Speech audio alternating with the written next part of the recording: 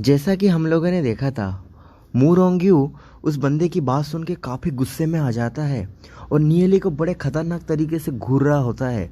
उसके बाद उसके ऊपर वो अटैक भी करता है। जैसे ही नियली को मुरोंग्यू का अटैक लगता है और वो बोलने लगता है कि इसका ऑरा इतना पावरफुल है कि मेरी शरीर को तोड़ रहा है चारों तरफ से, और वो नियली को बड़े ही गुस्से से अटैक कर रहा होता है। इसलिए नियली की हालत बड़ी ही ख़राब होने लगती है। और तभी नियली को भी समझ आ जाता है, वो जो बंदे थे जो नियली के बारे में इधर उधर मुरोंग्यू को बता रहे थे, क्योंकि वो चाहते थे कि मुरोंग्यू नियली को पीटे और उसको हालत ख़राब कर दे। और नियली ये समझ जाने के बाद काफ़ी गुस्से में सोचने लगता है कि अब वो क्या करे। तभी मुरोंग्यू नियली से पूछता है, अब तुम क्या बोलना चाहते हो बताओ। तभी नियली मुरोंग्यू से बोलता है, तुम्हें अपने दिमाग के ऊपर ध्यान देना चाहिए और तुम्हें किसी भी रैंडम गाय के ऊपर कि बिल्कुल भरोसा नहीं करना चाहिए उनकी बातों का। वो झूठ बोल रहे सच बोल रहे इसके जाने बिना मेरे ऊपर ऐसा अटैक नहीं करना चाहिए। तभी मुरोंग्यू बोलता है, तुम्हें क्या लगता है ये गाय मेरे विरुद्ध तुम्हें भड़का रहे हैं? हाँ। तभी नियली को भी काफ़ी दर्द होने लगता है और वो मन में ही सोचता है, इस मुझे नहीं लगता ये मेरी बातों को भी ध्यान से भी सुन रहा होगा और ये मेरे ऊपर प्रेशर डाल ही रहा है और बिल्कुल भी मेरे ऊपर दया नहीं कर रहा है। तभी नियली भी बोलने लगता है, ये एक्चुअली मेरा एडवांटेज ले रहा है क्योंकि मेरी कल्टीवेशन इससे बहुत कम है एंड ये मुझे बुली कर रहा है क्योंकि इसका कल्टीवेशन मुझसे बहुत ज़्यादा है। तभी मुरोंग्यू नियली से बोलता है, क्या तुम अभी तक समझे नहीं या और समझाना पड़ेगा तुम्हें? तो मुझे लगता है तुम्हें और कुछ सिखाना पड़ेगा आज कि तुम कैसे अपने एल्डर को रेस्पेक्ट दो और उन्हें बदतमीजी से बात भी ना करो उनसे। तभी दिखाया जाता है मुरोंग्यू नियली के ऊपर और अटैक करने लगता है और प्रेशर से।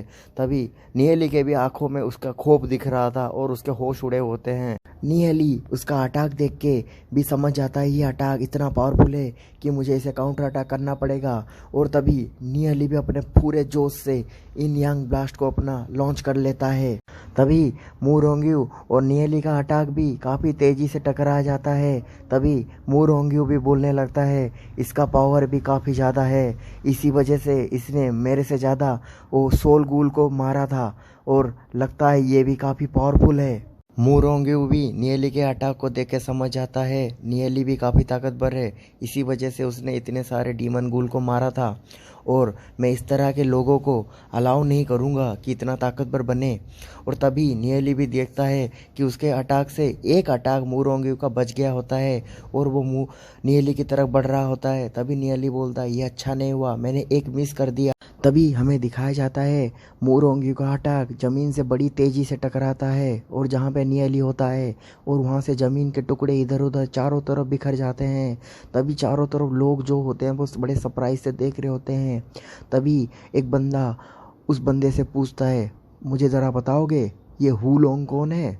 तभी हू योंग के उसी बंदे को दिखाया जाता है जो उस बंदे को बोल रहा होता है, अभी बकवास बंद करो।